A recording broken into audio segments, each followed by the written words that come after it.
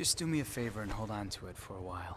You know, what infuriated Echo the most was humans forgetting about demons. Being forgotten is a very lonely thing. Yeah, I know. This is a hard video. It really is. It's not one that I want to make. Welcome back to In His Mind. My name's Dave, and I just want to talk for a couple minutes about Charlie Kirk, because I woke up hearing about what had happened by a friend of mine who was angry and ranting about him being a Nazi, and I was just like, wait, what? Then I actually found out who it was that had been shot, and I was like, Charlie Kirk? Dude. Wow. And I was basically depressed. I'm still depressed, to be honest. It's a different kind than my normal kind of depression, thankfully, at the very least. But I want to say the world and our country has lost someone who cared very much about their country and faith. That just won't really be... Things won't be the same without him. I know myself and other people, we're all going to need time to process this because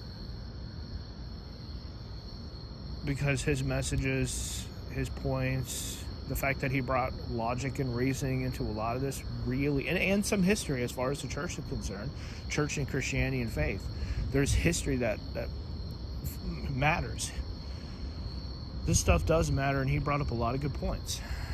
I know there's a lot of differences between him and me, all the way going back to when and why we decided to become more public and to reach out more.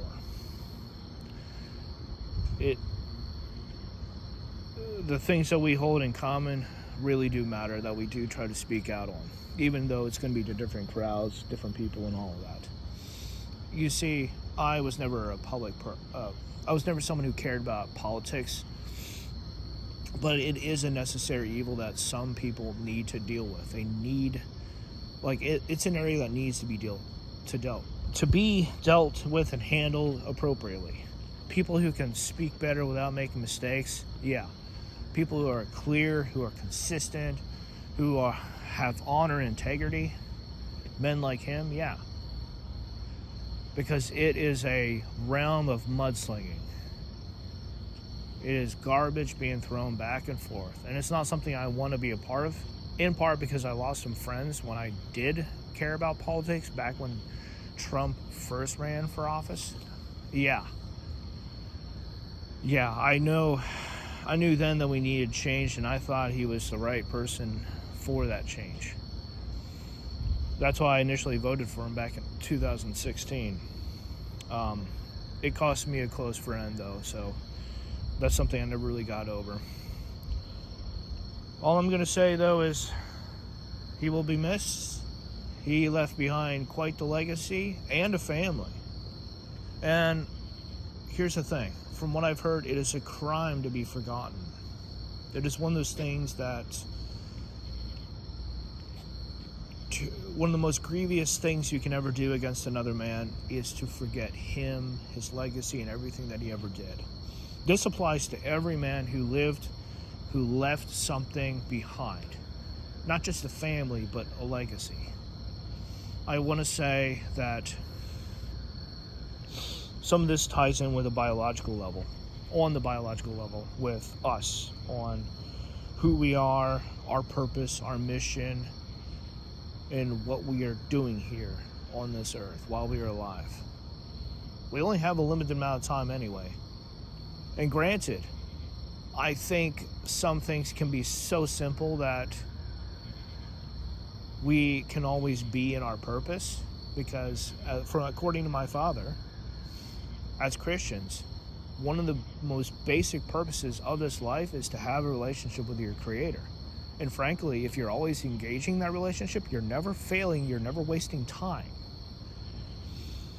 But on a more broader scale, you have talents, you have abilities, there's a lot that you have at your disposal that you can take advantage of, that you can utilize. I think Charlie Kirk had the gift of tact, the ability to speak clearly, to get his points across, and he held quite the, I'm not even sure how to say it. When it comes down to logic and reasoning, I want to say he had the gift for that as well. Something I do have some. That is something that I do have an ability with, but speaking clearly is something I do struggle with, because getting something right the first time is actually difficult. It really is. So like the idea, the thought, all of that may be there, but getting it out clearly and without too many mistakes, that's a bit of a problem. I want to say that his focus tend to be more on the politics, whereas my focus tend to be on the church, on younger men, and some of the important parts that need to be addressed. So like there's definitely differences between him and me. I want to say originally though, and I need to bring this up here, I don't know about what got him into politics, but for me, wanting to be more public was tied back all the way to 1999, and seeing some of these kids basically take violence to another level by taking weapons into schools and stuff. And I was just like, that could have been me, because I was bullied, I was picked on, I was treated pretty poorly. And I don't want to bring up personal history here, but like, I basically had others lie about me that basically caused my parents to move, or rather move to another school. We moved to a different area for entirely different reasons. But wanting to help the kids who are stuck and abused in situations where they think violence is the answer is something that was on my heart for years. That is not something I think ever really was a highlight of Charlie's ministry, his purpose, and things that he talked about. But struggling kids, and I want to say veterans and some other areas, those are the ones that I tend to speak out more now, because they matter. And because I have some area, not just of interest, but of experience as well. But the thing is, as far as those kids who decided to use violence in school, I have 3 things they never did. A loving family, caring parents, and people to support them. That ties into the second one, a support network. People that can help you out, or a system that can help you out in case you're struggling. The third one is a foundation. Solid foundation with structure that'll help you grow in the way that is best for you, in the way that you need. Not necessarily in the way that you want, but there are certain things that we all need. And those who chose violence when they're in their schools, there were some things that they clearly needed that they never got. And some of them were outright ignored, not just bullied or picked on, they were ignored.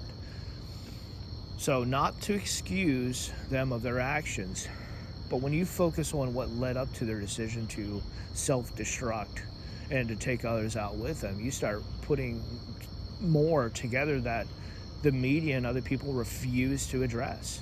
They want to focus on guns being the problem. They want to focus on banning video games. Come on. Get parents who care into the situation. That also talks about adults and teachers who care, who say like, you know, you got a problem, let's go help out the kid. Teachers are taxed to a breaking point where many have walked away in today's world, so that needs to obviously change a little bit. Having veterans involved in some way would probably be a benefit, because guess what? They've been through shit. They want to help others avoid that. You know? They know about weapons. They know about struggling people. I'm going to use that generally because, you know, kids and adults all over. Whether or not they're able to handle that, that's an entirely different issue. But there's a lot of unhealthy issues in the kids' lives where they obsess over or that they want. Hypermasculinity popped up in the men's groups discussions that I heard about that basically takes the place when the father or a male role model is not there.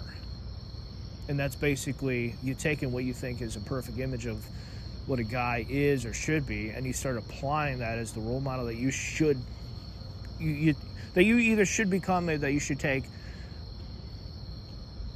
parts from to incorporate in your own life. That's not healthy, because there's a lot of things about it that are over inflated, overhyped, and basically things that are not healthy. They go against either your best interest or they go against God, so to speak. Not everyone will care about that on a spiritual level, though.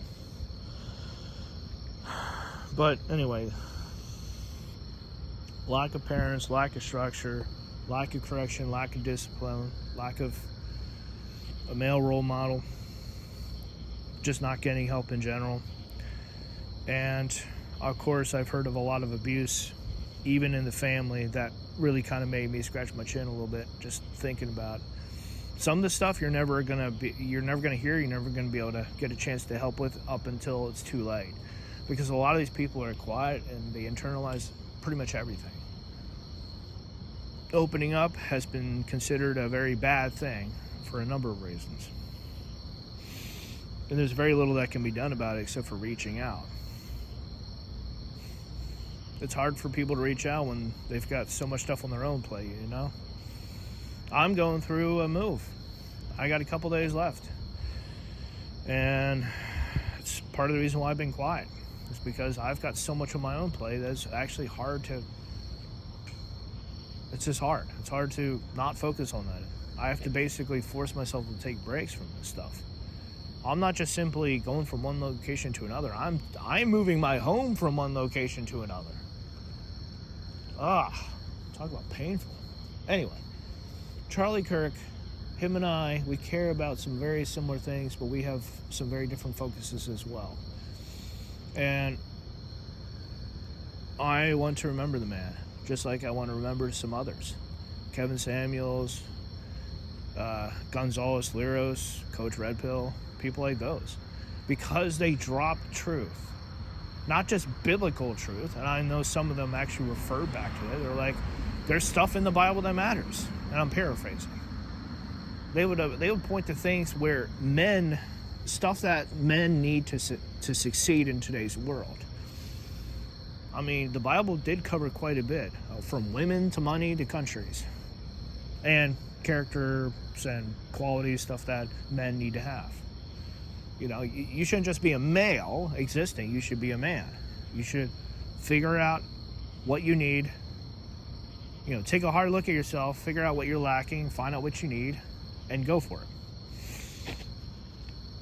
I know many in the church do not ever look outside of the church. They always look straight up in the Bible, and that's it, nothing else.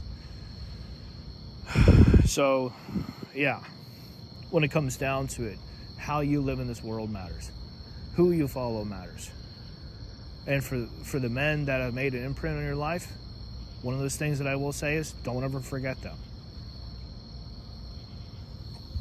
Until next time.